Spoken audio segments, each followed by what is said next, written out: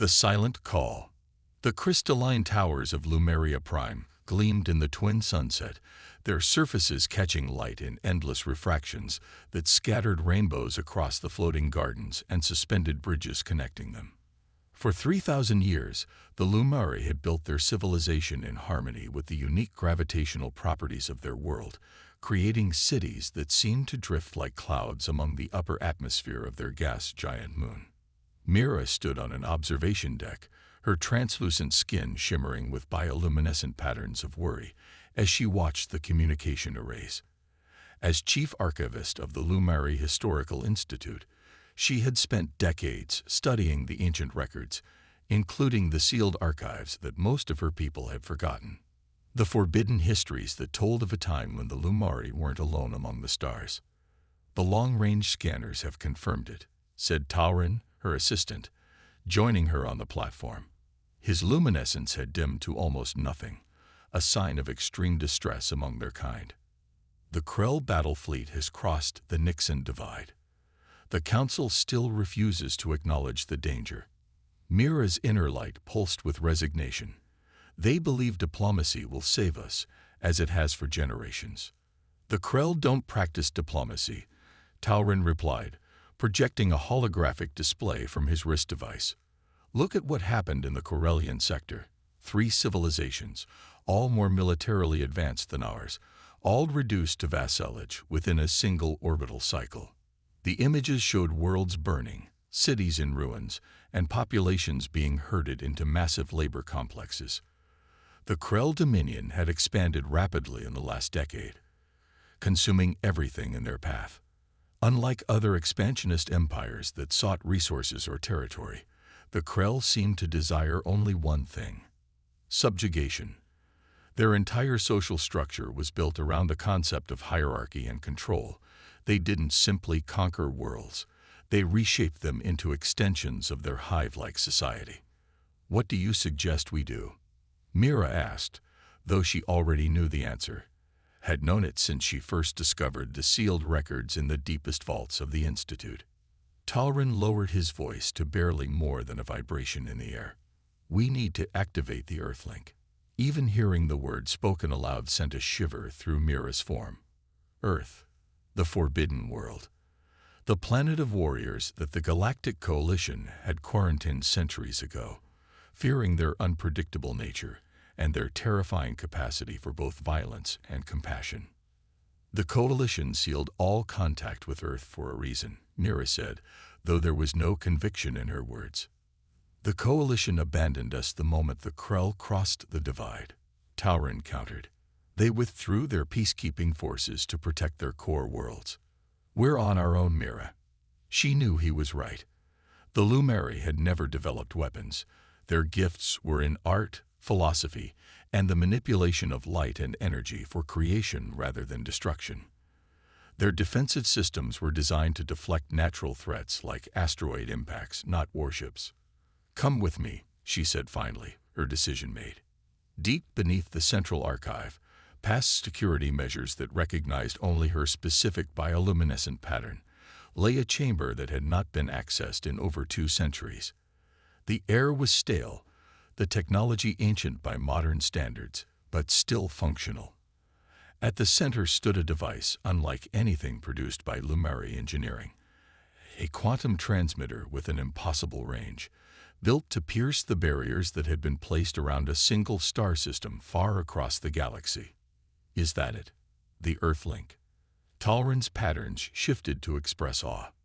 One of only 3 ever created, Mira confirmed, approaching the console. A gift from humanity before the quarantine, designed to call them if we ever faced extinction. Will they even remember us after all this time? Mira's patterns formed the equivalent of a sad smile. The records say humans never forget a friend or an enemy. She placed her hands on the activation panel, and the ancient machine hummed to life, interfaces adapting to recognize her Lumari biology. The message she composed was simple but contained everything. Data on the Krell, their military capabilities, their conquests, And finally, a direct appeal encoded with Lumari emotional frequencies that any translation system would render as desperation and hope intertwined. To Earth, the stars are going dark. The Krell Dominion consumes all in its path. The Lumari face extinction. We call upon our ancient friendship. We call upon humanity's promise. We call upon Earth. With a pulse of energy that momentarily dimmed the entire archive complex, the message shot outward, following paths through subspace that had been dormant for centuries. Now we wait, Mira said. They didn't have to wait long. 3 days later, the Krell fleet arrived in the Lumarian system. Their ships were biological mechanical hybrids, each one resembling a massive armored arthropod, bristling with weapon emplacements. They didn't bother with demands for surrender or diplomatic overtures. The first plasma barrages struck Lumeria Prime's orbital defense stations, vaporizing them instantly. Within hours, Krell dropships penetrated the atmosphere, disgorging thousands of ground troops, 8-limbed soldiers in exoskeletons who moved with horrifying efficiency through the floating cities. The Lumari, with no weapons and no combat training, could only flee or submit. Mira and Tauren watched from a hidden observation post as their beautiful capital became a processing center. The Krell established their hierarchy immediately.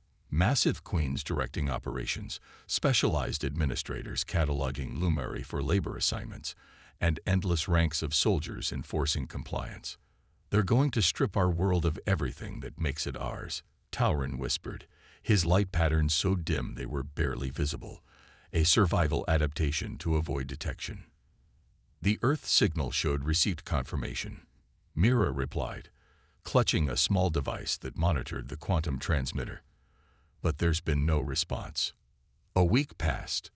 The Krell systemically dismantled Lumari society, converting cultural centers into military outposts, art repositories into storage facilities, and worst of all, forcing the Lumari themselves to begin constructing massive monuments to the Dominion, using their natural gifts for architectural creation to cement their own subjugation.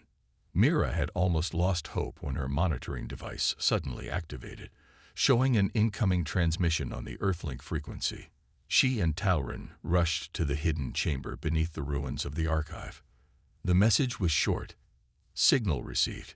Request confirmed. Humanity responds. Stay alive. Stay hidden. We are coming. What does it mean? Tauren asked. How could they possibly reach us in time? The quarantine barrier around Earth. Look, Mira interrupted, pointing to another data stream flowing through the quantum receiver. It contained navigational coordinates, timeframes, and military specifications that made no sense to her. Until the next day, when the Krell dominance of Lumarian space was shattered by the impossible. At the edge of the system, where the heliosphere met the interstellar void, space itself seemed to ripple, fold, and tear open. Through the wound in reality emerged ships unlike anything the Lumari had ever seen, or unlike anything recorded in modern coalition databases. These weren't vessels built by committee or designed by bureaucracy. These were weapons given form, dark angular shapes that absorbed light rather than reflected it, moving with a precision that suggested both advanced AI and human intuition working in perfect harmony. On their hulls, simple markings in white, a stylized Earth with a shield, and names that would soon become legend throughout the stars. The Krell detected them immediately, of course. A portion of their fleet moved to intercept, expecting to deal with coalition refugees, or perhaps mercenaries foolish enough to challenge their dominance. What they encountered instead was the full fury of a species that had spent its centuries of isolation not in decline, but in preparation. The lead Earth vessel, a massive dreadnought designated Retribution, broadcast on all frequencies in perfect Krell communication patterns, a biological impossibility for any species but the Krell themselves. Attention Krell Dominion forces. You have enslaved those under Earth's protection. We are the Human Defense Fleet. We do not seek your surrender. We do not offer terms. For the crime of enslaving the Lumari, we bring only consequence. Earth has returned to the stars. Aboard the Retribution's command deck, Admiral Helena Kowalski stood with her hands clasped behind her back, watching tactical displays as her fleet moved into attack formation. After 2 centuries of training simulations, theoretical battles, and preparation, humanity was finally engaging an actual enemy. The isolation had been long, but not unproductive. All ships report combat readiness at optimal levels. Admiral, reported her executive officer, Commander Takeda. Drop teams standing by. Quantum arrays fully charged. Helena nodded, her weathered face illuminated by the holographic battle map. The Lumari believed in us enough to keep our link active for all these years. Let's show them that their faith wasn't misplaced.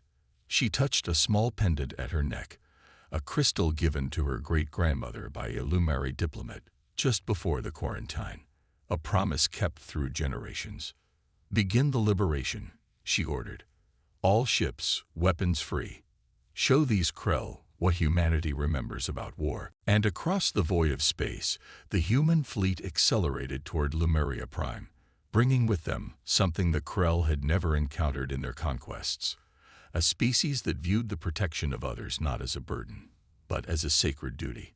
A species whose isolation had not diminished their resolve, but tempered it into something far more dangerous.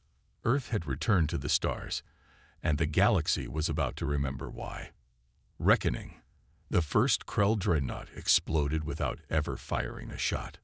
One moment it was moving to intercept the human vanguard, and the next it simply ceased to exist, transformed into expanding debris by weapons that operated on principles the Krell had never encountered. The human ships didn't use conventional plasma cannons or mass drivers. Their primary weapons were based on controlled quantum decay, causing matter to literally fall apart at the subatomic level. But it wasn't just superior firepower that distinguished the Earth fleet. It was their tactics. The Krell had conquered a dozen species across 3 sectors, and all of them fought according to predictable patterns: frontal assaults, defensive formations, strategic retreats. Logical, sensible, predictable. Humans didn't fight that way. Their smaller vessels, sleek, predatory craft designated wolves, moved in formations that seemed chaotic, almost random, until observers realized they were deliberately creating gaps in their lines, baiting the Krell into traps. When Krell ships pursued what they perceived as weaknesses, they found themselves surrounded, isolated, and destroyed. Aboard the Krell command vessel Indomitable Hierarchy, Supreme Commander Vexkar chittered in agitation as tactical displays showed one red indicator after another blinking out. Impossible, the massive arthropoid hissed, its mandibles clicking in distress. These primitives were quarantined. They should be technologically stagnant. The intelligence officer, a smaller but more cerebral caste of Krell, displayed data on a central hologram. Analysis suggests their isolation was self-imposed. Supreme Commander. The quarantine barriers show evidence of being maintained from both sides. Explain, demanded Vexkar. The humans didn't just accept exile.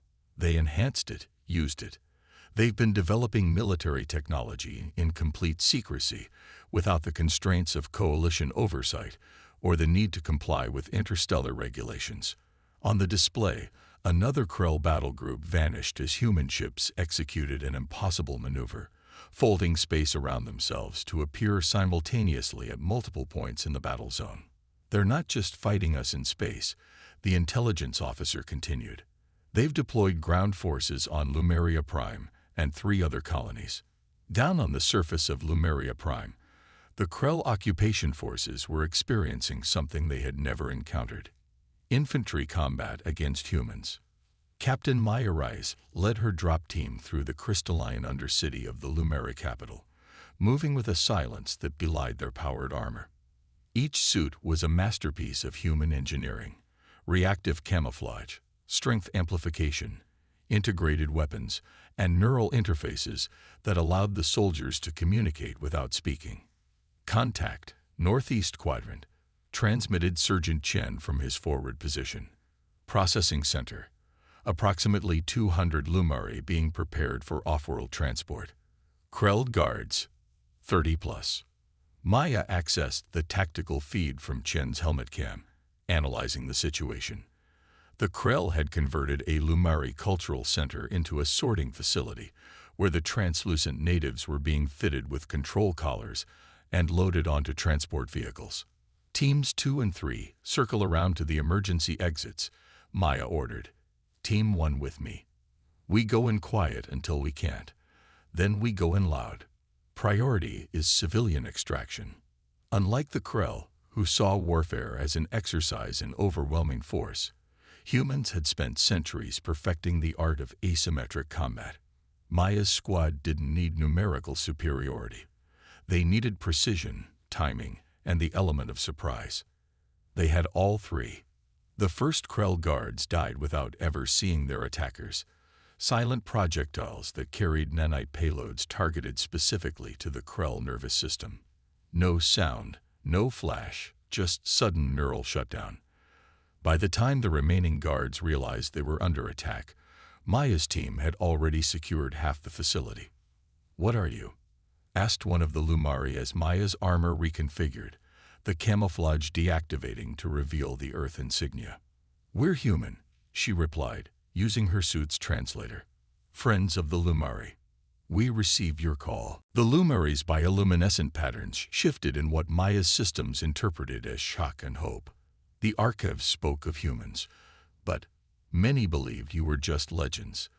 "We're real," Maya assured him, helping remove a control collar from another Lumari. "And we're getting you all out of here." Outside, the battle escalated as the Krell finally organized a response. Dropships descended from orbit, bringing reinforcements.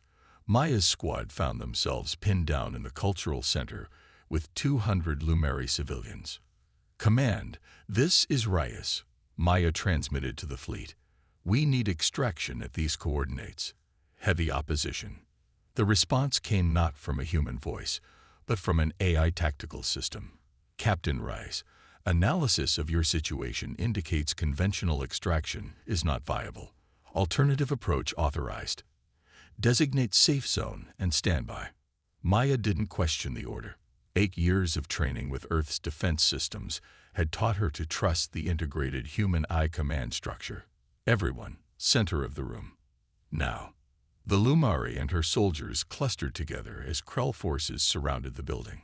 Then Maya activated a small device and tossed it onto the floor. A dome of shimmering energy expanded outward, encompassing their group. Outside, the Krell commander marshaled his forces for the final assault, mandibles clicking in anticipation of victory. His troops had the building surrounded, with heavy weapons targeting all exits. None of them was looking up. From orbit, a beam of concentrated energy, not a weapon, but a precision transport system, struck the building's roof, passing through it to connect with Maya's device. In an instant, every human and Lumari within the safe zone vanished. Quantum shifted to a secure area aboard the Retribution. Throughout Lumeria Prime and its colony worlds, similar scenes played out. Human strike teams infiltrating Krell control points, liberating Lumari, and disappearing before overwhelming force could be brought to bear.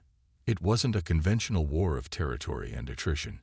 It was a precision extraction operation executed with near-perfect efficiency.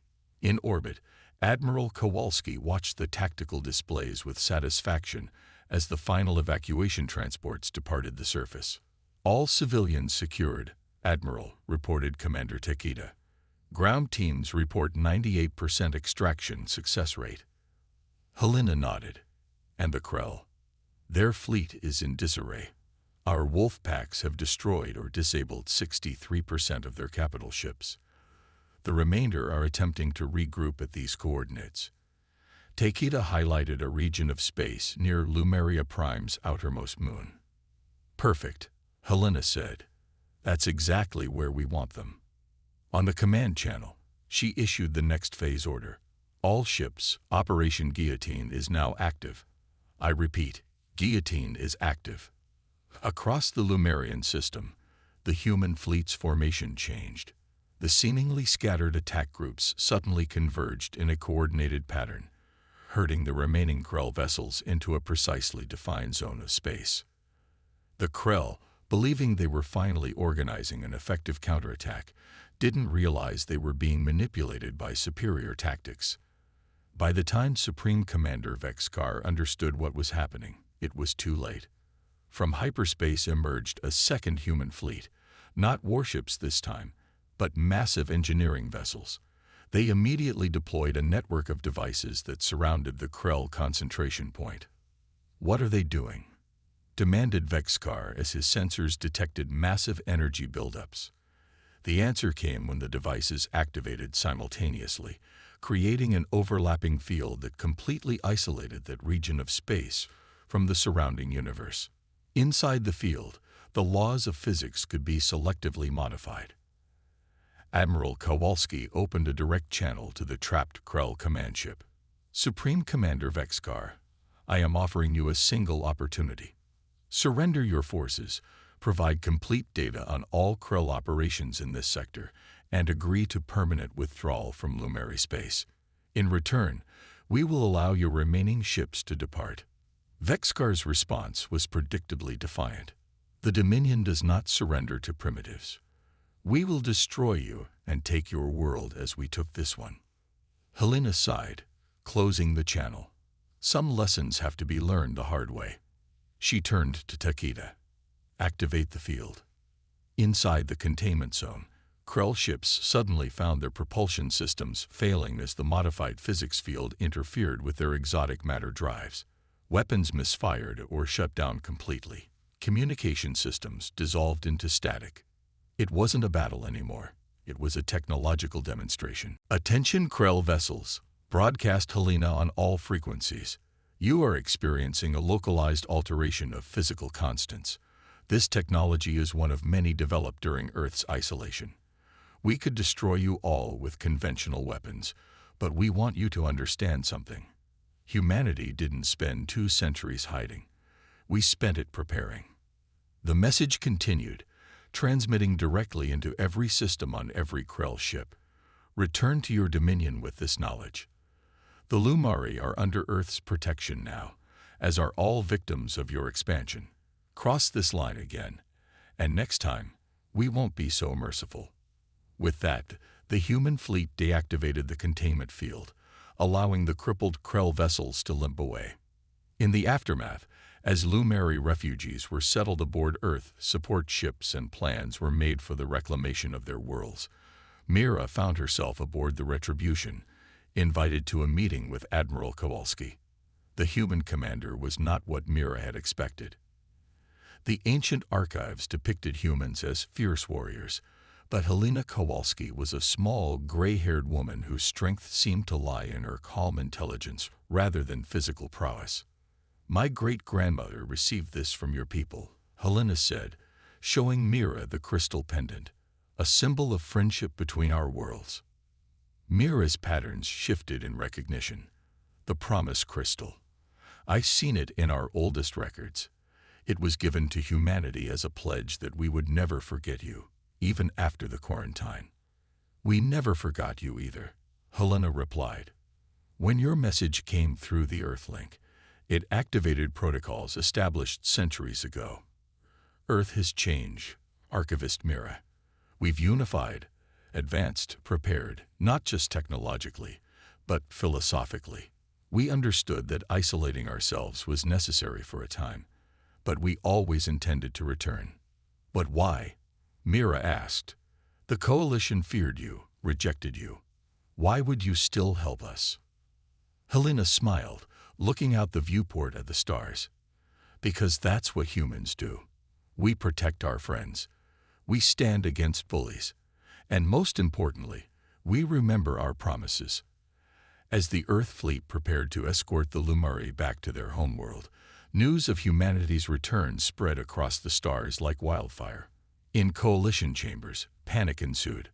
On worlds threatened by the Krell, hope blossomed. And throughout the Dominion itself, a new emotion took root: fear. Earth had not spent its exile in decline or stagnation.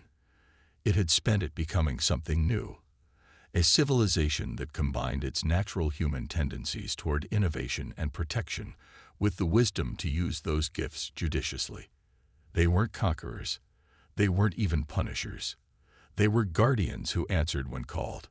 As Mira watched the Earth fleet in formation around her homeworld, she understood why the ancient Lumeri had maintained the Earthlink all these centuries, passing down the responsibility from generation to generation. Not because humans were the most powerful species in the galaxy, though perhaps they now were, but because they were the ones who would always answer. The stars had heard humanity's message clearly. Earth had returned, not to dominate, but to balance the scales, and any power that preyed upon the weak would soon learn what it meant to face a species that had turned isolation into strength and memory into resolve.